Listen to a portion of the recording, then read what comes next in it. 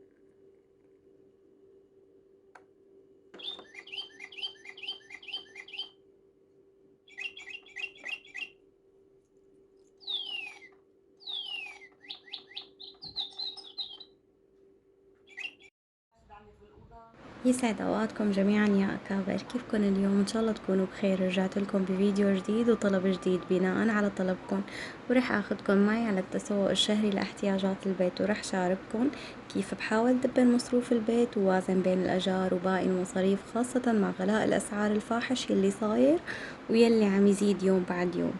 خلونا نشوف شو رح نقدر نجيب واذا رح تكفينا الميزانية او لا. فقت الصبح وعملت لكم فنجان القهوة كالعادة يلي ما ببلش يومي بدونه، ويلي بشارككن يا يوميا على حسابي الفيسبوك والانستغرام يلي رح اترك لكم روابطهم بصندوق الوصف.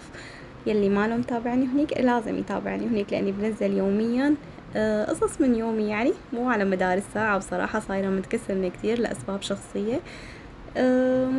هيك يعني بحس اني لحتى اكون قريبة منكم، لحتى اصبح عليكم، يعني حتى بالايام يلي ما بقدر اشتغل فيها فيديوهات يوتيوب.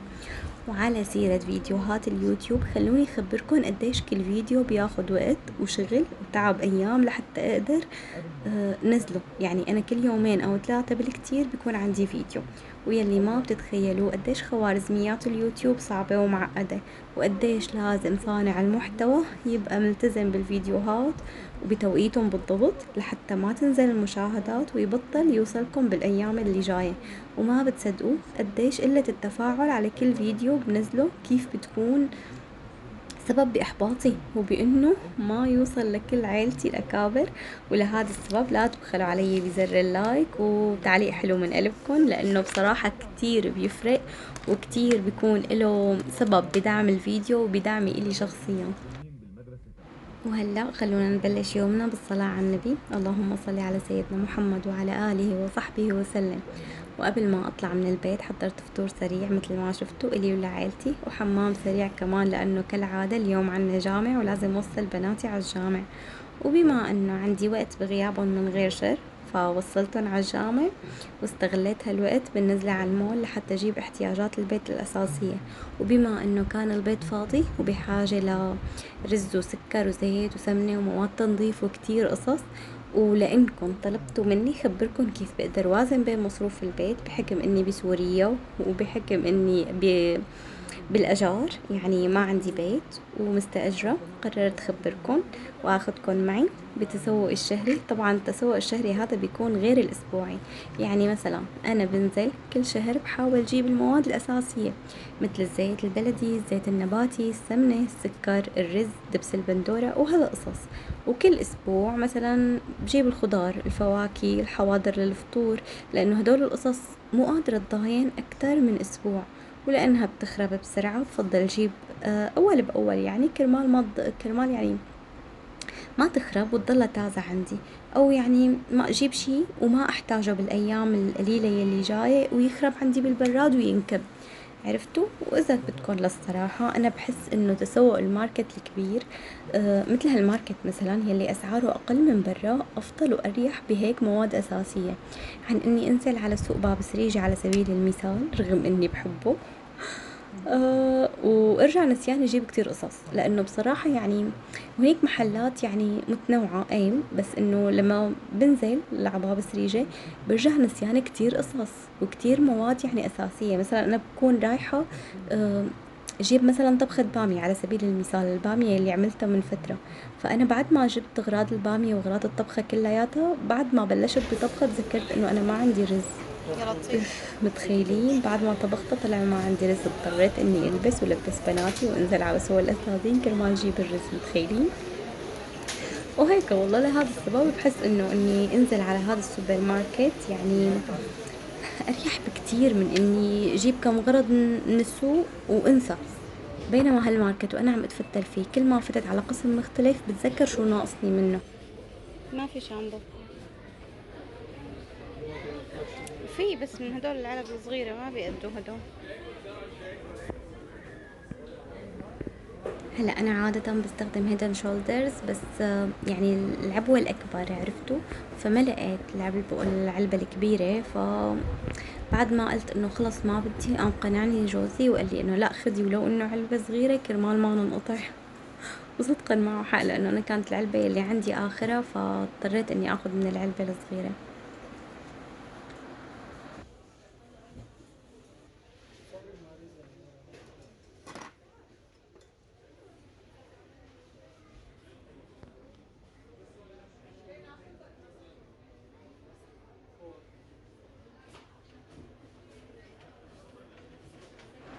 وطبعا ليتس مالي غنى عنه، والله مو دعاية ابدا. يلي بسوريا بيعرف انه هو يعني هيك روايحه فواحة للأمانة، يعني رغم انه انا عانيت من مشكلة منه والشركة تواصلت معي، بس مع ذلك بصراحة ما انحلت المشكلة. بس ما بقدر استغني عن روايحه. يعني المعطرات يلي عنده، إن كان بالمعطر تبع الأرضيات ولا المعطر تبع سائل الغسيل، يعني مبلاقيون ولا بمنتج تاني. فأنا صرت اشتري سائل الغسيل بس كرمال ريحته، أما إنه تنظيف للأسف والله.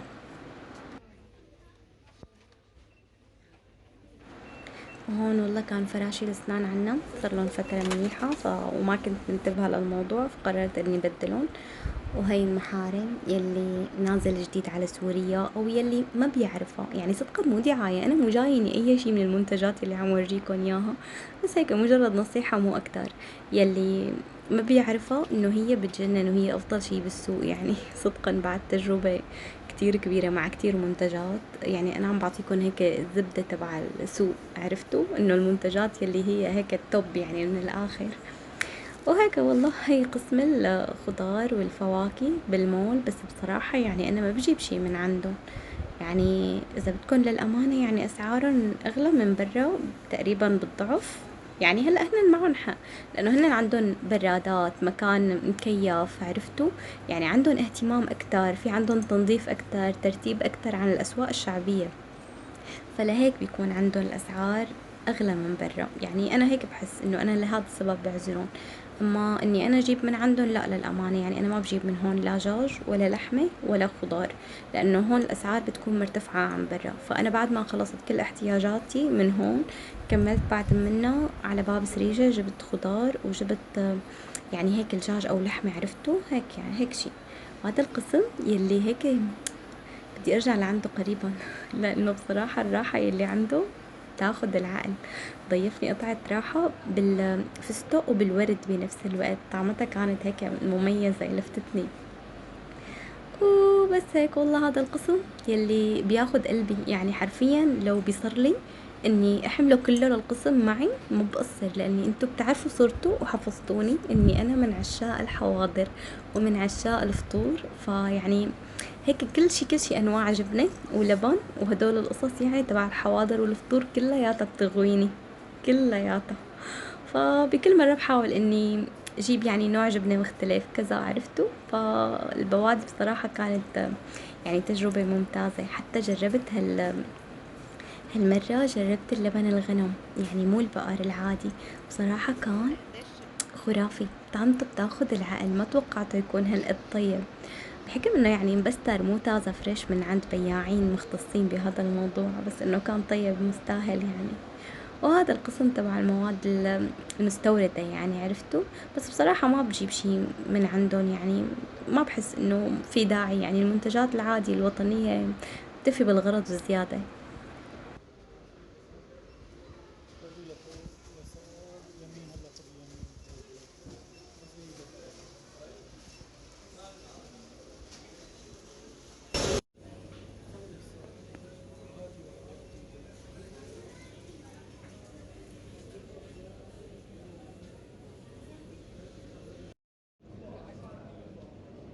وبالنسبة لموضوع كيف قادرة تدبري مصروفك وكيف بتقدري تأمني كل احتياجات البيت بهالغلا، هذا الموضوع نسبي. يعني بحسه إذا أنا قادرة مثلا أصرف بهالأسبوع على سبيل المثال خلونا نقول مليون، غيري يمكن يصرف 2 أو 3، وبالمقابل في ناس ما عم تقدر تصرف ولا حتى نص مليون، عرفتوا. فهو يعني حتما موضوع نسبي، كل إنسان عنده ظروفه، وكل شخص منا بيعيش على قده. يعني صدقا أنا مو كل الأيام بقدر أشتري كل احتياجات البيت، لأنه أنا عندي أجار بيت. يعني مثلا هالأسبوع ناقصني أساسيات للبيت، والبيت فاضي، لا مونة ولا لحمة ولا دجاج ولا هدول القصص يلي يعني الواحد بيقدر يفوت على المطبخ يقول انا بدي اطبخ هيك، عرفتوا. بس انا مثلا كنت قايمه قرشين على جنب بجيب فيهم اغراض لشهر، بحاول امشي عليهم كرمال بالاسبوع او الاسبوعين يلي جايين نقدر نقيم مبلغ على جنب لاجار البيت. واذا مثلا شغل شهر كان افضل من شهر، بحكم انه زوجي يعني مو موظف، مو راتب ثابت، يعني ايام منيحة ايام مو منيحة، عرفتوا. هيك الدنيا ايام ايام. فبحاول دلل عيلتي بالشهر يلي بيكون فيه هيك افضل من غيره، واشتري لهم قصص ما قدرت اوفرها بالشهر يلي قبله. نحن بسوريا كيف عايشين والله ما بعرف، هيك بتحسوا عايشين ببركة رب العالمين. هلا رح تقولولي انه كل طبخاتك ظريفة، وسمعت هالحكي بالتعليقات. بدي اخبركن اني مو دائما بايامي بشكل يومي بكون عاملة طبخة مرتبة مثل يلي بشارككن اياها. يعني مثلا انا اخر فيديو شاركتكم طبخة الكبة اللبنية، وبعدها عملت مقالي، وبعدها عملت مفركة كوسة. هدول الطبخات ما شاركتكم اياها لانه بحسهم انهم بسيطة، هن ظريفين بس بنفس الوقت اقل كلفة، عرفتوا، ومو محرزين. يعني بحس انه انا شارككم طريقة مثلا او خطوات، لانه هن كتير بسيطين وما لهم بحاجة طريقة وخطوات، عرفتوا. ف يعني مو دائما المظاهر بتكون بتوحي كيف الإنسان عايش كل حياته، بس صدقا بالرضا والقناعة والصحة والعافية ووجود الأهل والعيلة يكونوا بخير، كل شي نعمة والله. يعني حتى لو مثل ما بيقولوا خبزة وبصلة ونحن بصحتنا وعافيتنا وأهلنا حوالينا، بيكونوا حقهم ذهب، عرفتوا. كونوا على يقين انه نحن عايشين ببركة رب العالمين، وربكن قادر يرزق كل إنسان أموال ما بتاكلها النيران. بس شو السبب بالتقدير بالرزق؟ هي يعني علم عند رب العالمين. يعني والله ما حدا قادر انه يشوف او يعرف شو السبب او ليش مقدر رزقه. يمكن يكون مثلا تأديب لحتى نحافظ على النعمة أكتر ونقدرها، أو يمكن يكون بسبب نسيان إنه نحمد ونشكر عليها، عرفتوا. يعني والله العظيم دائما لازم الإنسان يحمد ربه ويشكره على كتير قصص هو جاهل عن وجودها، أو يمكن ما يحس بوجودها إلا لحتى يفقدها. وبالنهاية الدنيا أرزاق، وكل إنسان يعني ربكم كاتب له رزقه بالدنيا ولازم يقبل فيه. مو كل الحياة يسر، في أيام فيها يسر وأيام فيها عسر، ويلي بيرضى بالأيام العسيرة رب العالمين بيعوضه على صبره ورضاه بكل الأحوال.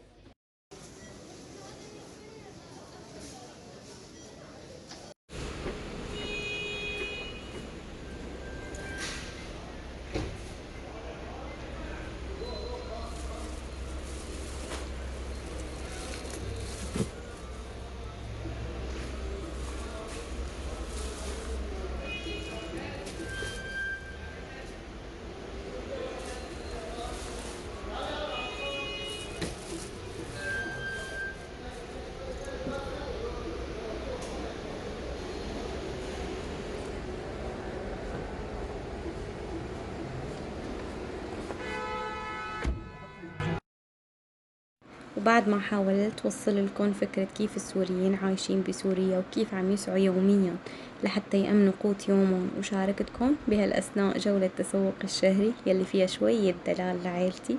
حاولت جيب كل شي ممكن يلزمني خلال هالشهر، وللأسف وأنا عم صور لكم اجا لعندي شاب من الكادر المساعدين بالماركت وخبرني انه ممنوع التصوير. هلأ ليش وشو السبب والله ما بعرف، بس قال لي لازم تسألي الإدارة. وانا ما كان ضالل معي وقت كتير ليخلص دوام بناتي بالجامع، فقلت خلص والله مو محرزة، ببقى اذا حبيتوا هالجولة بالتسوق برجع وبسأل الإدارة وبصور بشكل اكبر واوضح مع الاسعار طبعا. فخبروني بالتعليقات إذا حابين أخذكن معي بكل جولة من التسوق، أو لا بتفضلوا إنكن تبقوا معي بالبيت بدون تسوق خارج البيت. وكتار طلبوا مني إنه بعد ما ترجعي من السوق حاولي تورجينا كيف ترتيب وتنظيم مشترياتك بالبيت. صدقا للأمانة أنا بهذا البيت أو تحديدا بهذا المطبخ الصغير لحد الآن لسه ماني قادرة، أو يعني لسه ما رتبت ما نظمت انه عرفتوا يعني هي المطربانات ترميزات ما بعرف شو بتسموها، تبع انه هذا مخصص لكذا ليمونة هيك. لسه عم حاول اني رتب وركز بهذا البيت، بس لسه لحد الان بحس حالي اني مو متركنة 100%، يعني مو منظمة مطبخي مثل ما أنا بدي مثل ما أنا بحلم، عرفتوا؟ لأنه صدقا يعني كل حركة بتتحركوها أو كل تصميم كل ترتيب كل تنظيم بده دفعة كبيرة، يعني كرمال تشتروا انتو هدول المواد يلي بتنظم، كرمال تشتروا أطرميزات تكون متناسقة مع بعض. فلحد الآن بحس إنه لسه ضاربة فرام، يعني لسه ما جبت هدول القصص يلي بتعمل ترتيب تنظيم أكتر. هلا أنا مرتبة أطرميزات، مرتبة هدول الشغلات يلي بين إيدي، ما بين قهوة وشاي ورز وسكر وهدول القصص، بس إنه باقي المواد بصراحة لسه لحد الآن حاططهم ضمن دروج، ولسه يعني بحتفظ فيهم بقلب أكياسهم، وقت بدي استخدم منهم بفتح الكيس وبستخدم منه وبرجع بحكم اغلاقه وبرجعه على الدرج، لانه مثل ما شفتوا مطبخي كتير صغير والمكان كتير ضيق. فانا لحد هلا لسه ما رتبت ونظمت هذا المكان هيك اللي على جنب المطبخ اللي ورجيتكم اياه، لسه ما رتبته مثل ما انا بدي، عرفتوا؟ فهيك عم استنى الوقت المناسب لحتى اشتري هدول القصص والمنظمات وهدول الشغلات، يعني اللي بتخلي المكان اجمل وارتب.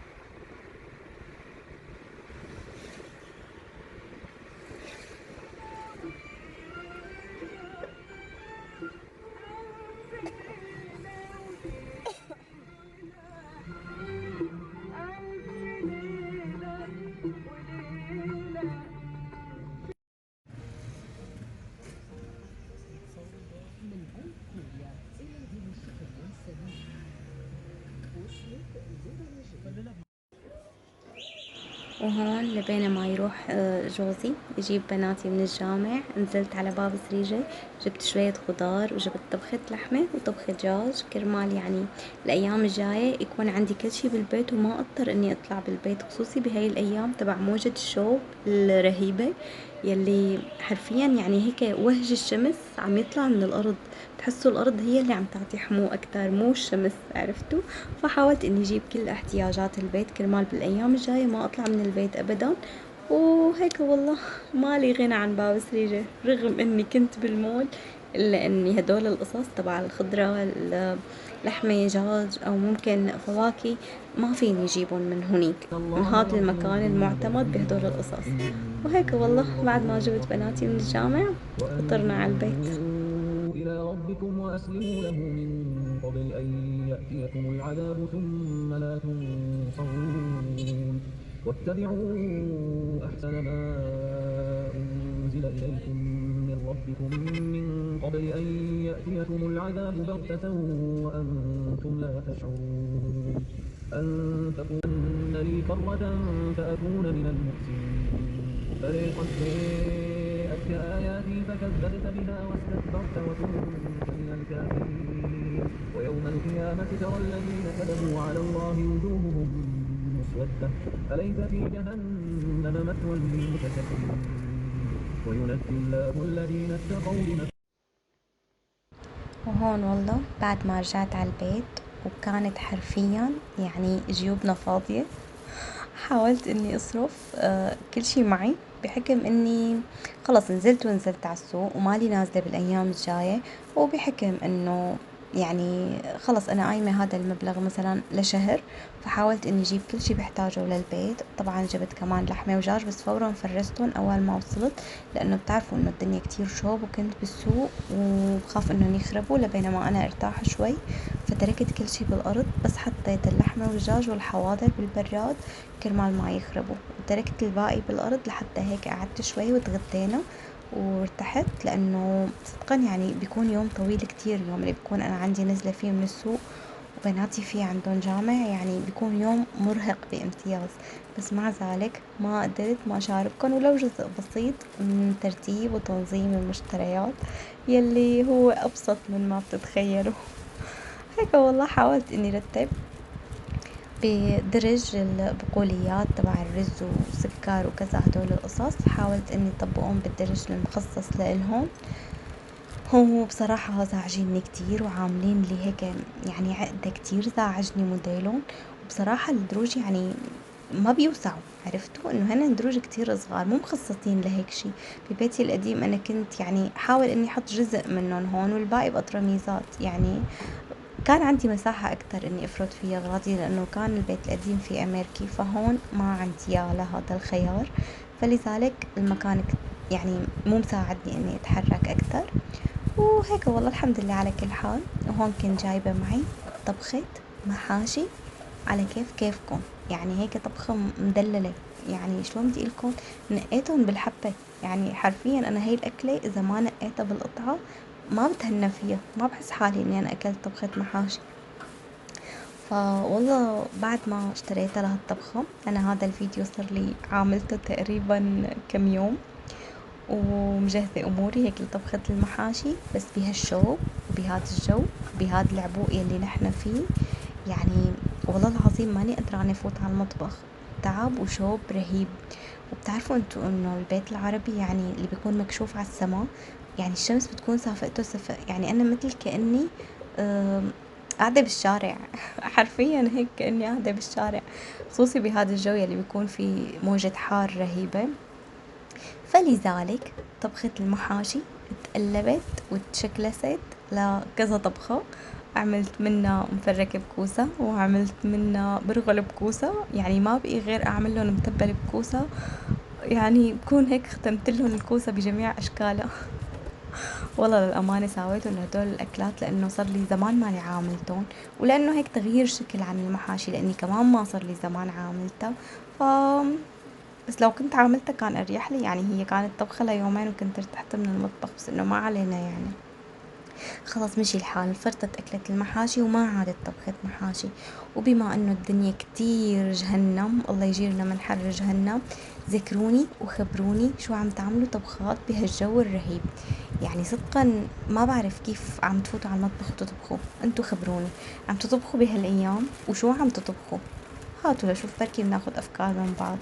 وهيك والله بعد ما حاولت اني فضي شوية اغراض فاجت المية الثلجة يلي الله لا يحرمنا منها إلهي، فعبيت الأناني. تعرفوا نحن هدول بالشام يعني هدول الأناني عنا ياهن مقدسين لمية الشرب.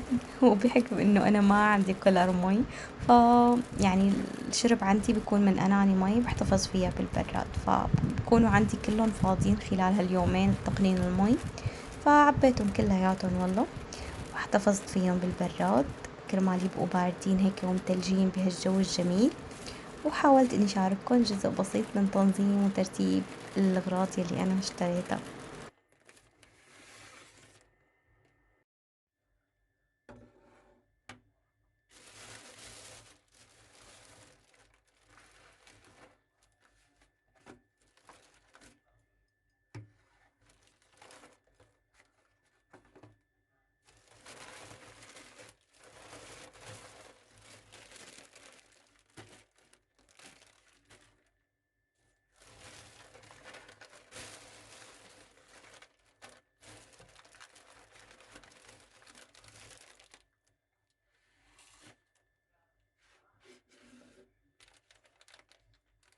وكالعادة قهوتي يلي ما بحسن بدونها، يلي هي الشامي الزرقاء، يلي كمان هيك نفخت قلبكن على قد ما حكيت عنها كمان، والله مو دعاية بس هي هيك للمخمخة والرواق، يعني شريبة القهوة مستحيل يعتمدوا غيرها.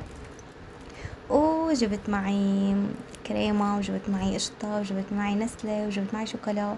بصراحة كتير عم تعن على بالي أكلة حلو، يعني شو هي ما بعرف، أكيد لا كريب ولا بانكيك ولا جاتو، لأنه هدول الثلاث أكلات كنت عاملتهم هلأ من قريب كتير.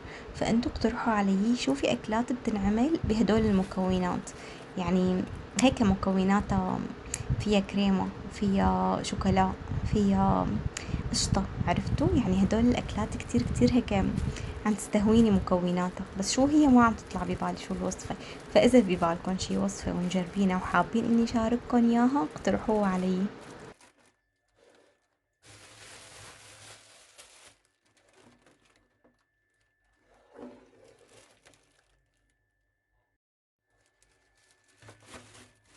وهلأ خلوني خبركن قديش كانت ميزانيتي اليوم. هلأ هدول القصص يلي اشتريتهم أكيد ما رح أرجع أشتريهم من هون لشهر، يعني ما رح أحتاج أرجع أشتري إن كان رز ولا زيت ولا سكر ولا يعني عرفتوا هدول المواد الأساسية ما رح أرجع أحتاج أشتريهم من هون لشهر.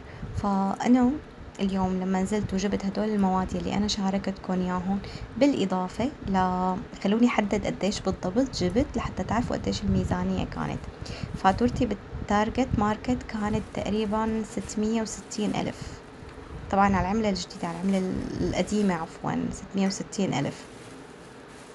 وبباب سريجة تقريبا شي 200-300 ألف، يعني فيكن تقولوا أمنت احتياجات البيت لمدة شهر، يعني بدون خضرة وفواكه أو حواضر، لأنه هدول القصص تنتيف يعني بينجابوا كل أسبوع بأسبوع، عرفتوا؟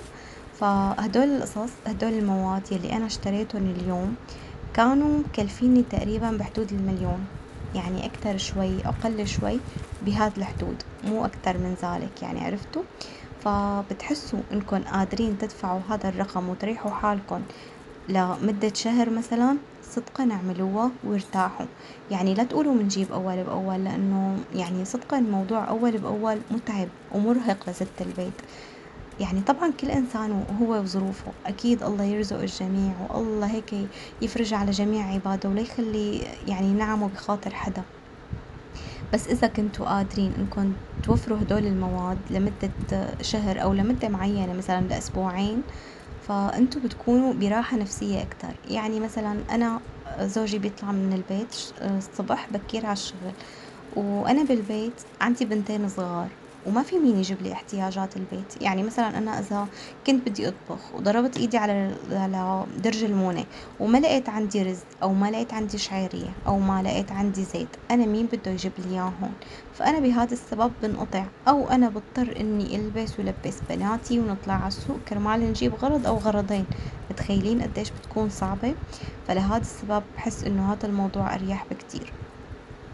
وهيك والله حكيت كتير، حسيت اني كتير حكيت وكتير تعمقت بهذا الفيديو، بس حبيت اني اشرح بشكل تفصيلي اكتر اني كيف بعيش حياتي، كيف قادرة أمن مصروفي. صدقا أنا مو كل أيامي منيحة، كل إنسان عنده يوم حلو ويوم مر.